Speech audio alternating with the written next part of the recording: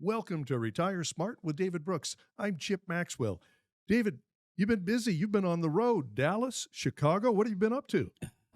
Well, I'm now sleeping in my own bed, thank goodness.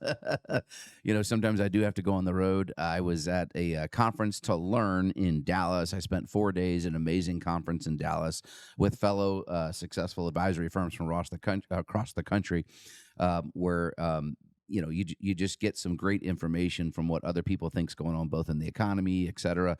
A lot of conversations there about labor right now. The working environment, right, is the job market changing or softening, so to speak? Because there's some pretty large firms that do a lot of hiring, and we're definitely seeing wage inflation slow just a bit, and the labor market loosening up, something we've been talking about here for a while. And then I got home for. Oh gosh, I was here home for maybe 4 hours, and A quick turnaround. yeah, and unfortunately we had an appliance go out. I had to run to Lowe's with my wife. Oh, I didn't hear about that. Yeah, Oh, so dear. I Okay. get home Saturday night and because of delayed flights, and had like a 4-hour turnaround. I had to spend the time with her buying a new appliance, then get home and then be out the door the next morning at 9 a.m. for a conference in Chicago, and where I was actually one of the keynote speakers. I spoke both on Monday and Tuesday of this past week, and that was a roaring success. There was 50 advisors there. I was teaching tax planning to these advisors, and got to enjoy the Windy City, and they do have some good food there. I'll say that. So, but it was a little rainy and cold there. Actually, wasn't quite expecting the weather to be like it was. But anyway, just glad to be back in town. And then, of course, after that, we had a massive event over at the Ralston Arena, or Liberty First Credit Union Arena, with David Walker this week. That was a roaring success. So David Walker delivered, huh? yeah. So, I mean, I hope any listeners out there, if you weren't able to make that,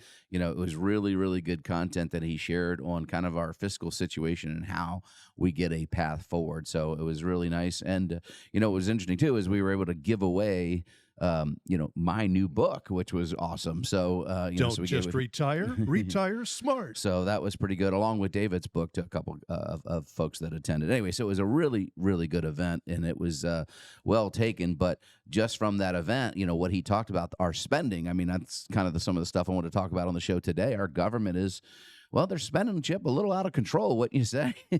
Well, let's go to the headlines, because actually Fox Business, Jamie Dimon, we quote him often on this program, of JP Morgan Chase. Jamie Dimon warns of risks to U.S. economy. And here's the quote: "We've been spending like drunken sailors." Ronald Reagan used to say a word in defense of drunken sailors. He said, at least the sailors are spending their own money, as opposed to our government spending our money. Well, now, are we talking about government here, or consumers, or both? Or? Well, the government is spending money like drunken sailors. The consumer's stopping right now because they have no choice. They're tapped out on credit cards. We've talked about that. And that's why we foresee a pretty nasty slowdown here coming, even though you still see talking heads, we've threaded the needle on this soft landing. I don't think so. And our government is spending, and when I was in Chicago earlier in the week, up early in the morning watching one of the talking head finance shows like I do watch early in the morning, Senator Joe Manchin was on from West Virginia, and he's a pretty moderate senator, right? So he's the one some people think he should be a Republican. He's a Democratic senator from West Virginia. But he was on this show trying to defend the infrastructure bill, or the Inflation Reduction Act, that was passed last year, $1.3 trillion spent. And he's like, $460 billion of that, Chip, was for debt reduction. Now, I just want to think about what he just said. We're going to print $460 billion to pay debt. Well, you can't borrow your way out of debt. Yeah. And just this is some of the things that David Walker talked about. And Jamie Dimon is talking about the risks here it's going to get really ugly, because how do you fix this? When we get spending out of control, we've talked about it before, we're running a wartime budget in a peacetime economy, right? And you can't ratchet it up. There's been times in our history where we've had to ratchet our spending up, and World War II is the biggest mantra that ever happened. And we had to raise tax rates all the way to 94%, Chip, to put the genie back in the bottle, and it took about 3 decades to do it. We're in our 4th year of debt higher than we had in 1944 in relation debt to GDP, and we're deficit spending at 9.5%. On top of that, Chip, $6.7 trillion of our $33 trillion roughly debt right now we owe has to be refinanced between now and the end of 2024. in the next 15 months with interest rates much higher than they were when we took that debt on, right? So we're going to be paying even more interest, and it's going to spiral out of control. And next year, interest on the debt will overtake defense spending as the line item in the budget, right? And so you can't borrow your way to fruition. Now wait a minute. So I don't have any numbers in front of me, but I'm going to say 700 billion maybe is a ballpark figure for defense spending. So Yeah, you're saying the interest payment on the debt, it's going to be approaching $1 trillion a year. By 2025, it will be $1 trillion a year just Boggles to the pay mind. interest. And that's a death spiral. And countries that have tried to print their way out of this don't exist, at least economically, in the same fashion anymore. Now, they don't have our economy. So is it possible to save this? Yes. And there's a lot of folks that get wigged out, and even my own wife, is the dollar going away? No, it's not. Okay. We are still, as we keep talking about, 68% of every transaction on the globe is done in the U.S. dollar.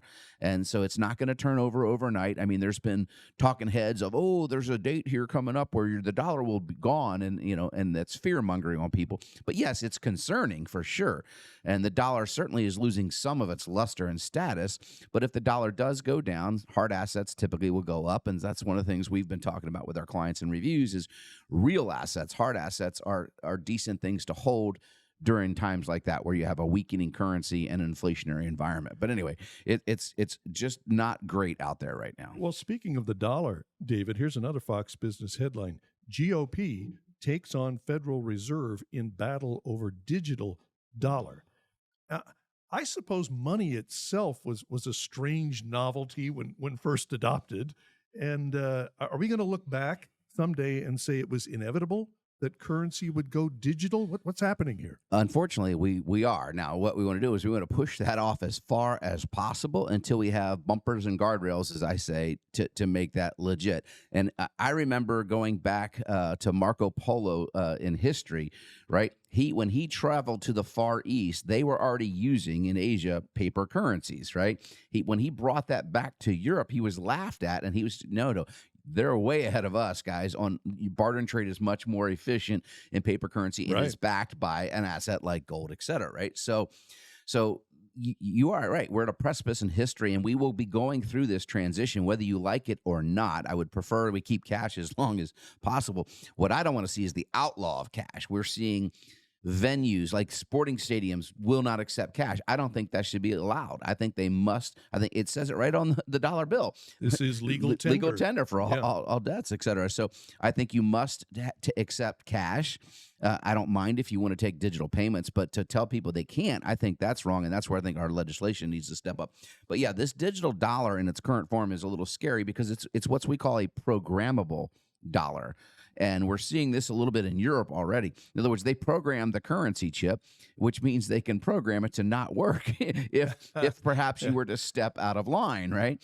And obviously in this crazy, very partisan political world we find ourselves in today, you could see one party in charge and do this. And in Canada, we saw this during the lockdowns, right? They literally froze the bank accounts of all the truckers that were just doing a peaceful protest to their government situation.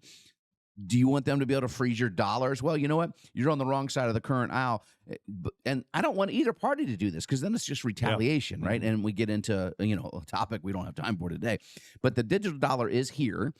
Now, in what form does it move forward? And that's where you've got some Republicans in there saying, slow down, let's talk about this. Right now it's in a test phase, if you will, with 12 regional banks, and they're using this currency, but it's not solidified by anything. Now, if you were to back it by something, that may make sense. And we've even had politicians talk about, we'll back it by Bitcoin. I don't think we're going there anytime soon.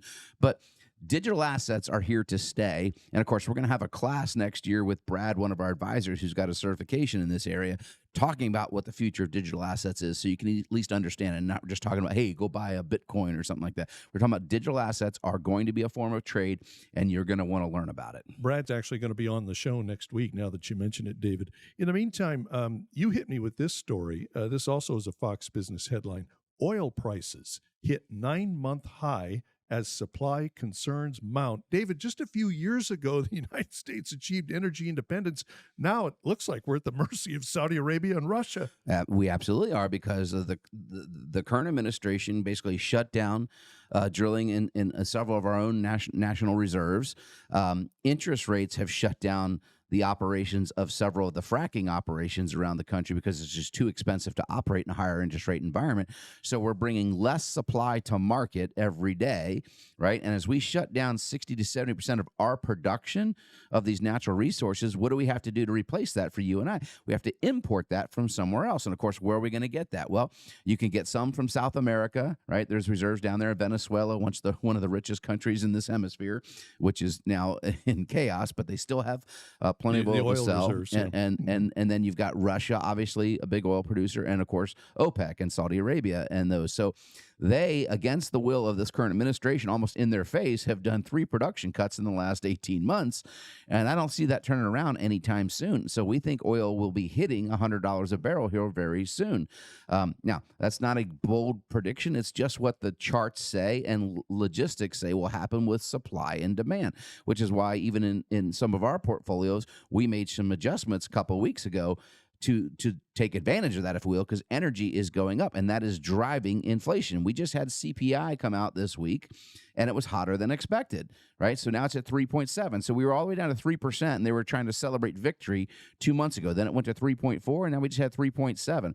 7/10 up in just 2 months, Chip. That's 25% increase in inflation in the last 2 months. Inflation is re-accelerating. It's not been solved by the Fed, and therefore there's probably more interest rate hikes coming, which means this spiral of oil prices going higher because the fracking companies can't operate is going to get worse, which is why we think you're going to see $100 oil and $4 plus gasoline right here in Nebraska very soon. We keep track of all of this because it's part of our comprehensive smart planning process. This is what goes into the report card. If you would like one, 402-369-7777. No charge, no obligation. This is a complimentary review of your entire financial situation and recommendations on what you might want to do going forward. The complimentary report card, 402-369-7777.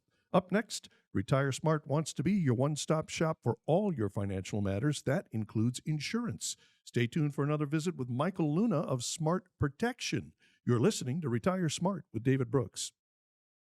Welcome back to Retire Smart with David Brooks. I'm Chip Maxwell. The R in a smart plan stands for risk management. It is vital that you are properly insured so that your retirement nest egg is not wiped out by an unexpected damage claim against you.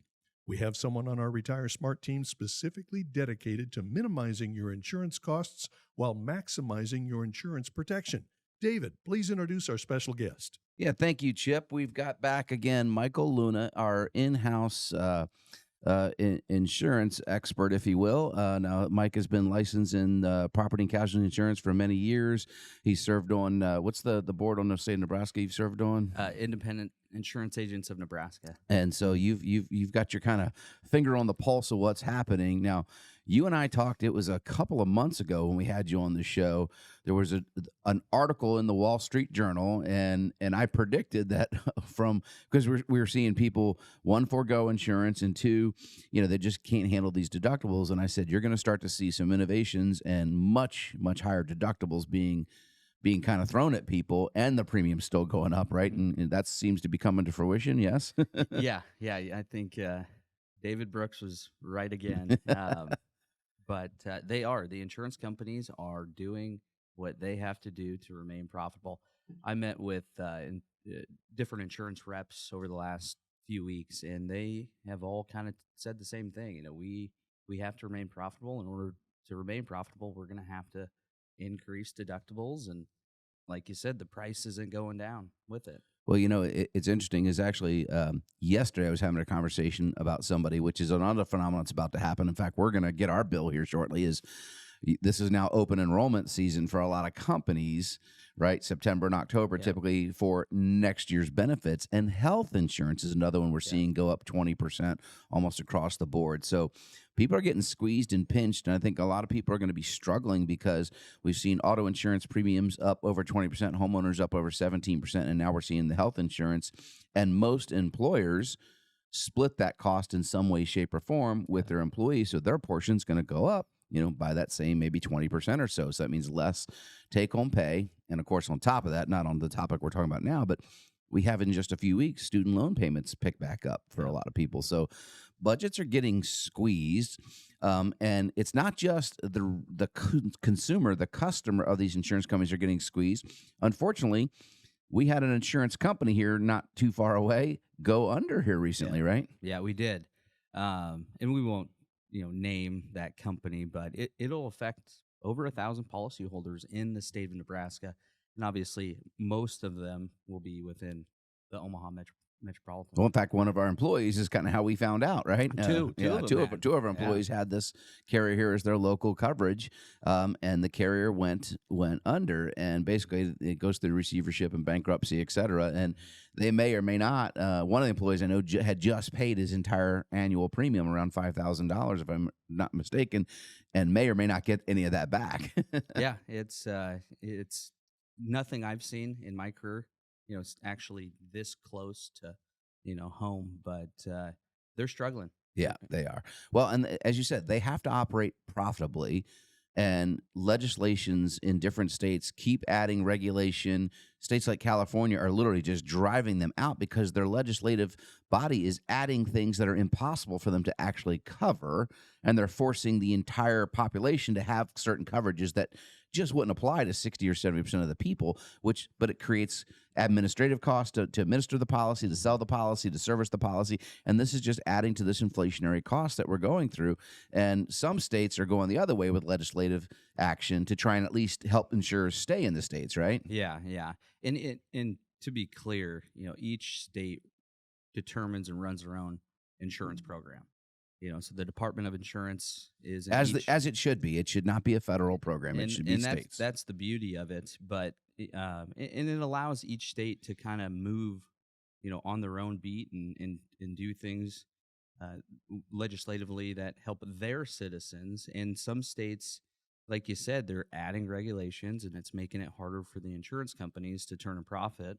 And insurance companies employ a lot of people. I mean, they're one of the largest employers, throughout the nation as an industry. And they're a pretty decent industry right here in Nebraska as well. We have a ton of insurance companies domiciled here due to this legislative body's attraction for them. And so there's tax incentives, et cetera. So what do you recommend people do that are getting hit with auto insurance, health insurance, homeowners insurance, umbrella insurance premium jumps like they've never experienced before? For your personal home and auto, it makes sense to shop right now. And we work with a lot of clients that have been with the same company for 10, 15, 20 years. Well, because it's convenient, and that used to be, and I'm not saying it's good or bad, but the old model, captive model of like a State Farm or an Allstate, call it John Jones or whatever, this is a fictitious name, owned an agency, and your family went to him. I mean, that's the way it was. We grew up, we had a State Farm guy from our farm. When the kids started driving, all of us, my dad would go down and get us a policy with the local guy. Those days are gone, know, and it's just unaffordable. We recently worked with a client, and it's amazing the price difference between each company when you actually do shop it. And a lot of our clients are in that retirement, 60 to 70-year-old range. So some companies rate higher for people in those age ranges, where other companies actually have lower rates because they want those clients. No, I remember talking about this. My nephew, who's licensed P&C agent down in South Carolina, he worked for a company. They have an emu as their current mascot, if you will. Okay, you can figure out who they are, right? In fact, but anyway, they prefer almost perfect credit. They have an avatar, a client avatar, if you will, that they target, and they're extremely competitive within this client avatar. But once you step out of that, the rates are astronomically bad, right? And so you've been able, as an independent agent, not being captive, you're able to shop, dozens of carriers, literally. And you have a couple here now that are able to give people some flexibility. And what I like is we still have flexibility. So some carriers, as I understand it, and correct me if I'm wrong, are going to be forcing much bigger deductibles on their customers, right? It's the only way they're going to keep their policies from jumping, 30 or 40%. So they're going to give you a 15% policy increase below average, but they're going to double your deductible, right? What you'd have to pay out of pocket if you had a claim. So some companies are letting you make that choice, though. So there's some freedom there. Hey, you can pay a higher premium and keep your lower deductible, or you can pay a lower premium. In other words, they're getting a little more creative to let you design the policy to fit your needs, and you're able to shop through our system here. And by the way, so if you're listening and you want someone to just give you an understanding of what it is, Michael and his team, Earl and some other folks on the team will absolutely shop all these carriers for you and let you know, hey, you're in great shape, or there's potentially some opportunity for you to, save money or lower it. So if you're getting those bills in the mail, should they just call you or?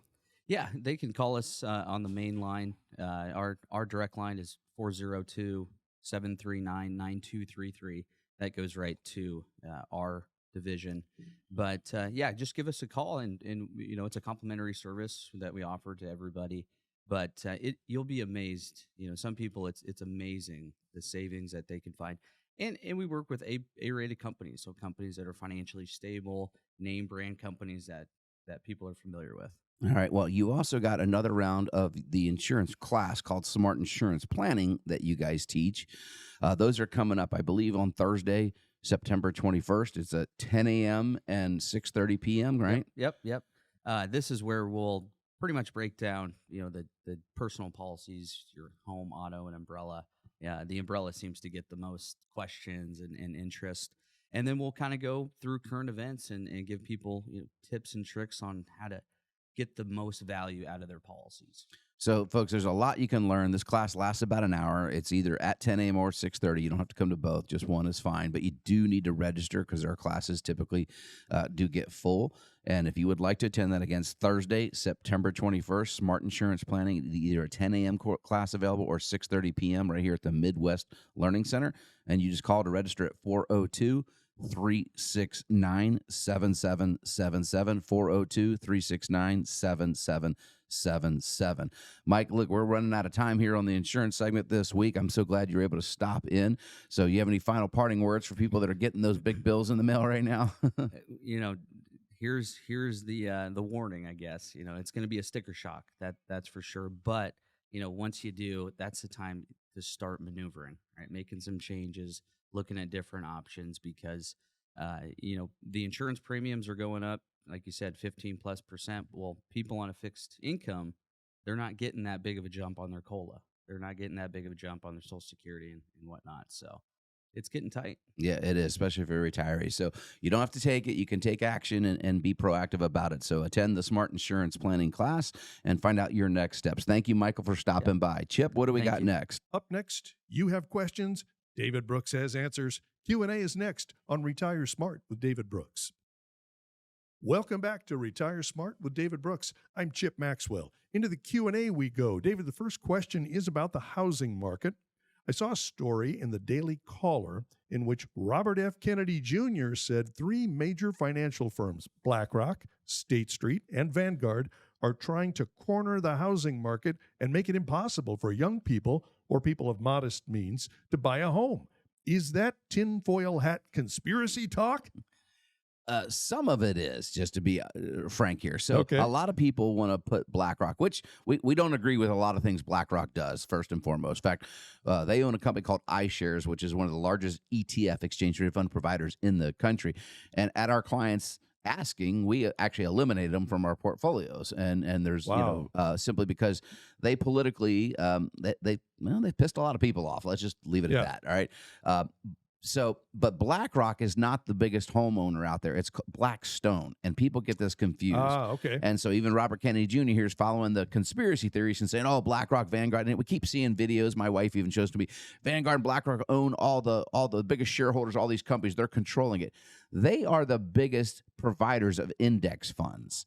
And the index funds have to own the shares of the S&P 500, the Dow Jones, et cetera.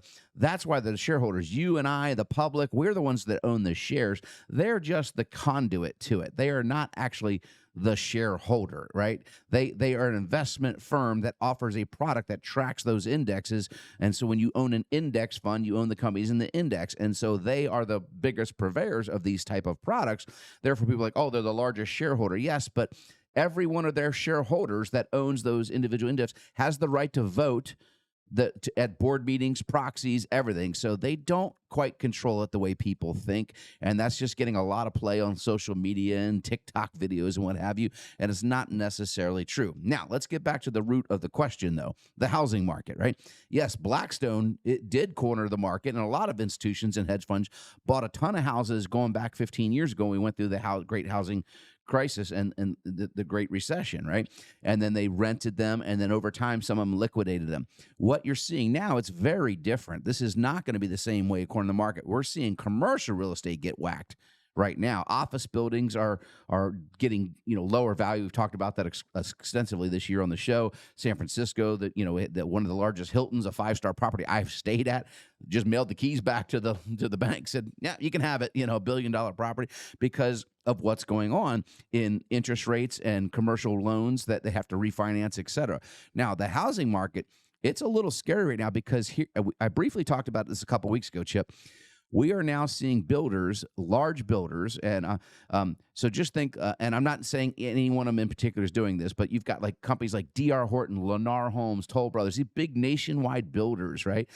They are not claiming their buildings or listing them for sale, even though they are. There is a monster pool of shadow inventory out there. If you were to go to Austin, Texas, a good friend of mine I just visited with when I was in Dallas a week ago, lives in Austin, and he's talking about there's just neighborhoods they built that are empty. We're getting ghost town neighborhoods in some of these oversaturated markets, and Austin's one of those markets that just grew and grew.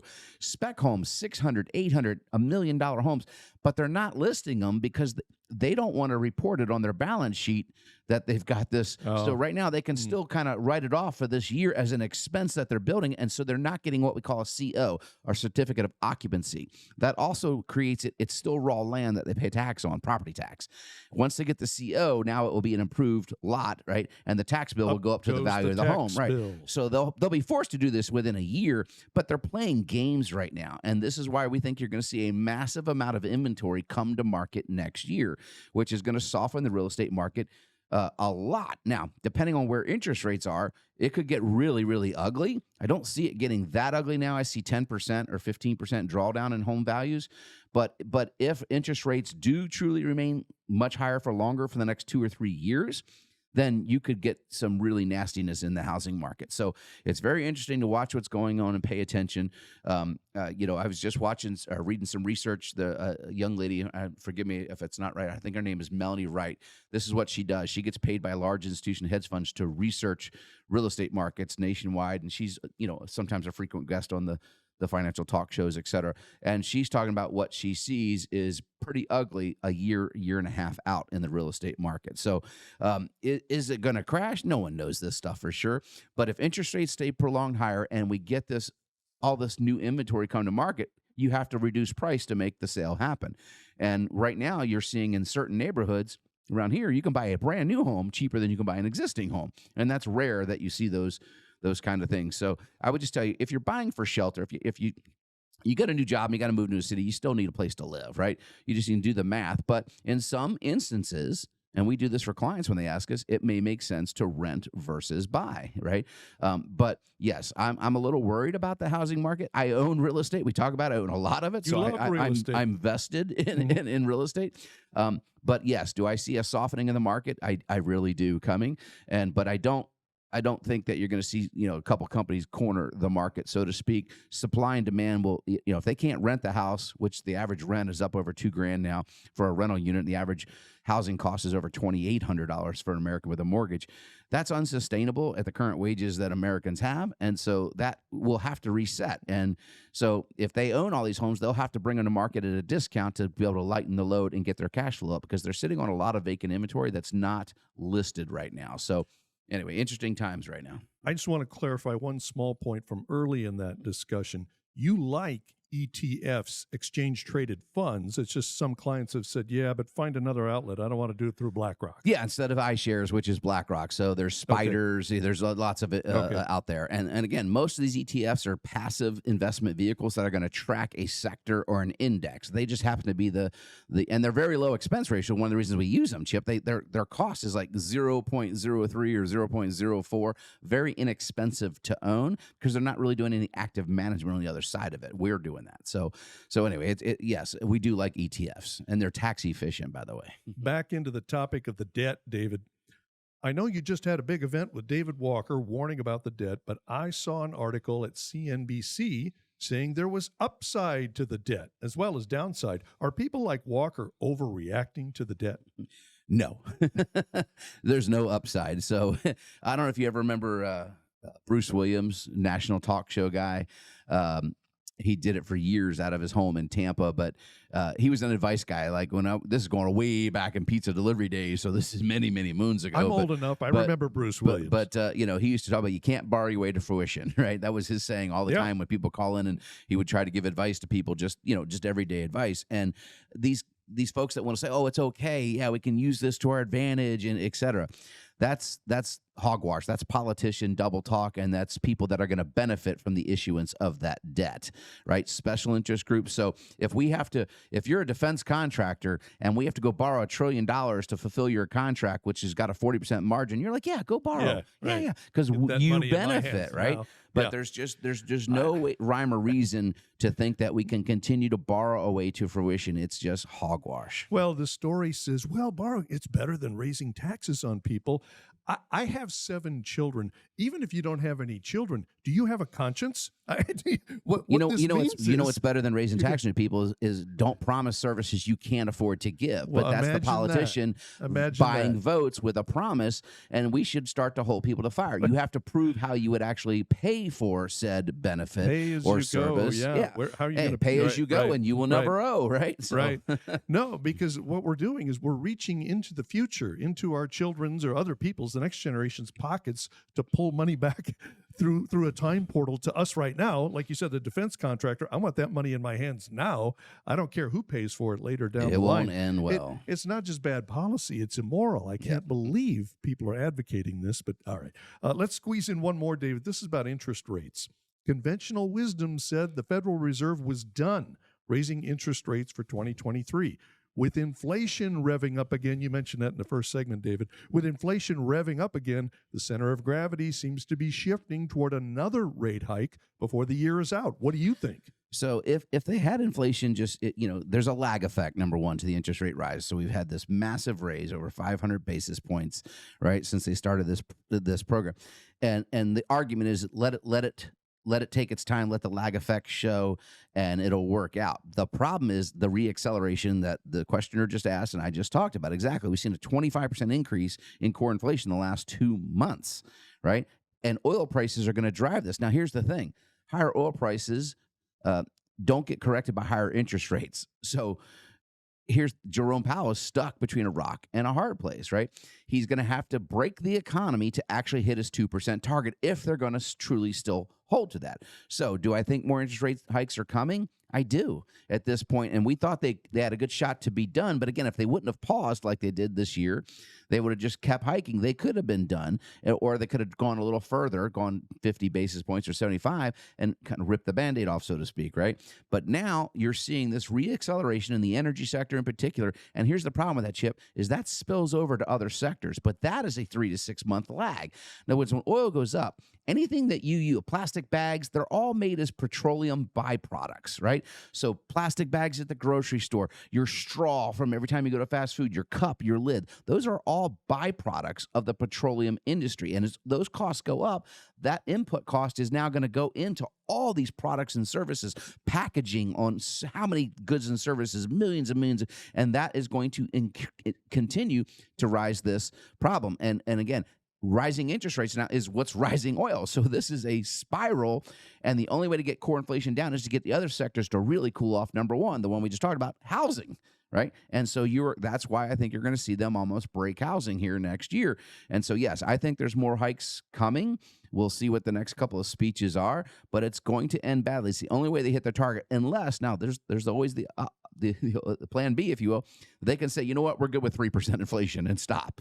But so far, that has not been what Powell has mandated. So, of course, whether you believe it or not, there's a ton of political pressure put on the Federal Reserve from the current administration, every administration, Republican or it doesn't matter, right? And obviously, we're now getting ready to ramp up election season for our presidential cycle. So there's going to be a lot of pressure to ease off. So we'll see what happens. But Right now, the data says not only do they have to do more hikes, they have to hold higher for much longer than most people are anticipating.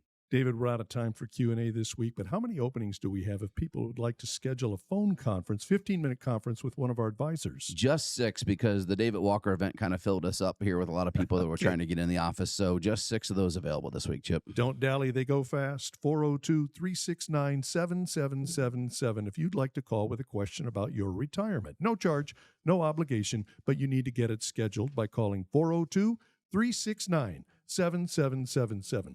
Up next, the Secretary of Energy went on an electric vehicle trip to promote the EV system and green energy.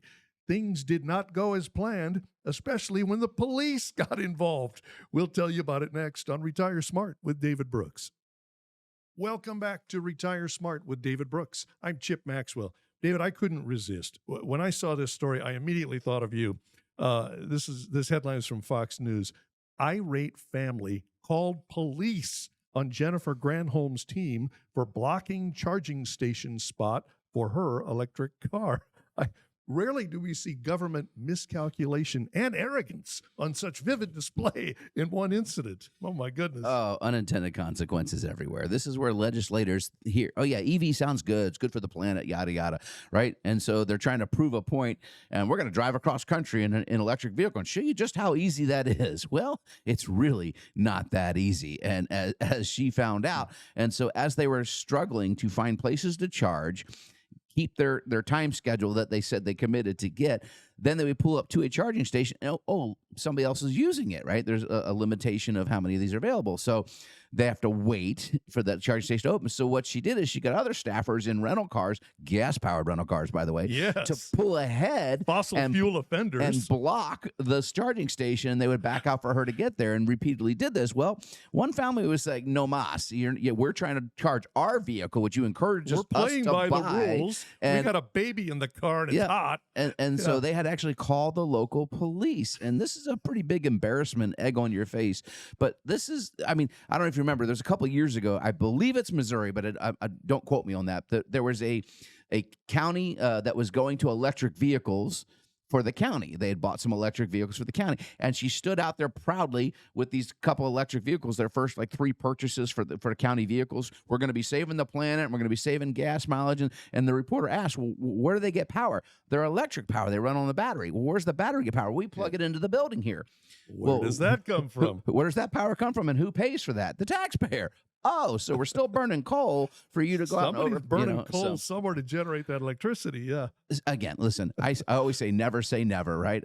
I can't say that I would never own an electric vehicle, but at this juncture, they're just not ready for prime time, in my humble opinion. And so that, I think, is going to continue to be a problem. Now, here's what's interesting. You've had 7 price cuts on Teslas this year. We're in September. We're in the 9th month of the year, and they've cut their prices 7 times. Now, that doesn't seem like there's that much demand, right? If you have to cut your prices. And how would you feel, Chip, if in January you took delivery of a Tesla Model S? They're a beautiful car, by the way. I have several friends that have them. A Tesla Model S, and you paid $114,000 for it, and that car has gone down all the way down now. You can buy it for like $64,000. It's cut in half, basically? Yeah. The same car. Oh. And you overpaid by $50,000. It's going to chap my hide, yeah. And on top of that, the Tesla owners are struggling to find out the used car value in those in the last 2 years has dropped over 40%. In other words, if you bought the Tesla and then you drove it for a few years and then you want me to buy it from you, it's not worth anywhere with what most people think they are. Why is that? Because now I'm liable for the maintenance and the new battery, which is extremely expensive still at this point. And now a lot of people don't know. Actually, by the way, just so you know, I just started reading, so I haven't finished it. Walter Isaacson, great biographer. He did Steve Jobs, a great book, by the way, I recommend it. He did Thomas Jefferson, but he just released this week Elon Musk, his new biography on Elon Musk, where Elon was not allowed to have any say in the content. And so I'm about 10 chapters in. It's a pretty good read. I love biographies, by the way. But anyway, Elon Musk, in his original plan for the Tesla, was not where you'd plug in and charge. You would pull up onto almost like a Jiffy Lube. You'd pull in, the battery would come out of the center, and another one would go in 3 minutes. A quick change battery, almost like a pit stop for NASCAR. Wow. And there would just be battery assembly lines, if you will, and it would be automated. And that actually made sense because then there was always a plethora of batteries. But the reality is he found out we can't make that many batteries. And oh, by the way, you ever seen a cobalt mine or a lithium mine? They're not exactly environmentally friendly to make. And the child labor that's being used in some of these countries where we're getting these rare earth minerals is not exactly what we call family friendly. So there's a lot of problems, obviously, with EVs still at this point, and they're not quite ready for prime time. And then you're also seeing auto dealers, and we don't have a story here this week, but I did read in the USA Today a couple weeks ago when I was on the road, auto dealers are saying, no, we just don't, and they don't want to take them on trade-ins because they just sit on the lot. They can't sell used EVs. And so I just think you're going to go through, I think we're at peak cycle of electric vehicles for a little while, and the consumer is going to push back. Now, I think they'll come back around, but you got to let innovation catch up, technology catch up to where I don't need to subsidize you with the government to buy my product, right? Because otherwise you're just telling me it's just not ready. And this is the same problem with solar, right? When we get into these things, all these things can come to fruition. Everybody wants clean energy, including me, right? But it needs to stand on its own 2 feet. It needs to be efficient, and it should compete against fossil fuels until such a time it's a better alternative. David, this next headline caught my eye because of a laugh line from your presentation on tax planning. So the Wall Street Journal headline is, where to put your cash now for every income level. And what I want to know is, in your presentations, you often refer to the CD as the certificate of disappointment. Now, I'm wondering, is the CD seeing better times now in the current financial environment? Is CDs better than bonds? Where are we right now? All right, let's break this down. So CDs right now are averaging about 4.5% nationwide for a 1-year CD. Well, core inflation is 3.7%. Core inflation without food and energy is actually 4.3%. So if your cost of living is going up by 4% and you're getting 4.5% on the CD, you're basically breaking even with spending power. But the problem with the 4.5%, Chip, is that's taxable interest, both Fed and state, that you get from the bank. Oh, where do you end up after you've paid the tax? Yeah, let's just say you had a $100,000 CD and you earned $4,500 in interest for the year, 4.5%. Well, if you live here in Nebraska, and let's just say you're a dual income family in a 22% tax bracket, not a big tax bracket, and then you add another 6-8 for the state of Nebraska, so basically you're 29% tax bracket, just round it up for 30% for this example. So that $4,500, $1,500 goes to the taxman, so you really earn $3,000, and inflation is 4%. So you're back behind. You're still going negative 1% in your purchasing power. So unfortunately, they still are certificates of disappointment, right? Okay. On top of that, you have to forfeit. They're liquid. In other words, the fact that you could go get your money out, the CD will let you out, but usually the penalty is you forfeit interest to date. So if you left under 6 months, I need the money, then you didn't earn any interest. Are there better alternatives for cash? I think so. And we're seeing this as we're seeing the biggest withdrawals from banks across the country in history, right? The run on the banks is happening. We've talked about that several times this year. We're for our clients, we're doing treasury management. We're buying T-bills, which are paying 5+% right now. Short-term instruments from the U.S. government, 8 weeks, 13 weeks, 17 weeks, 26 weeks, all north of 5% yield, right? And you do not have to pay state income tax on that interest. So you can get a better net yield by using treasuries instead of CDs. You know, the calculations you just heard in the last 2 minutes, this is the kind of calculation that goes in to our SMART process, our comprehensive process, when you get the report card. Now, if you just want to dip a toe in the water, David says we have 6 openings this week for a 15-minute phone conference with one of our licensed advisors. There's no charge. There's no obligation. We'd be glad to answer a few questions for you about your retirement. The tax guide is a great first step as well. And don't forget, you heard Michael Luna earlier in the show, the SMART Insurance Planning classes, Thursday, September 21st, 10 a.m. or 6:30 p.m. It's the same presentation. You don't need to come twice, but we try to accommodate folks. So 10 a.m. or 6:30 p.m. right here in the Midwest Learning Center at Retire Smart, Thursday, September 21st. Call 402-369-7777 to register. 402-369-7777. David, bring us home. Have a blessed and prosperous week. We'll talk to you next time. Thank you for listening to Retire Smart with David Brooks. I'm Chip Maxwell. For David Brooks and the entire team at Retire Smart, have a great week.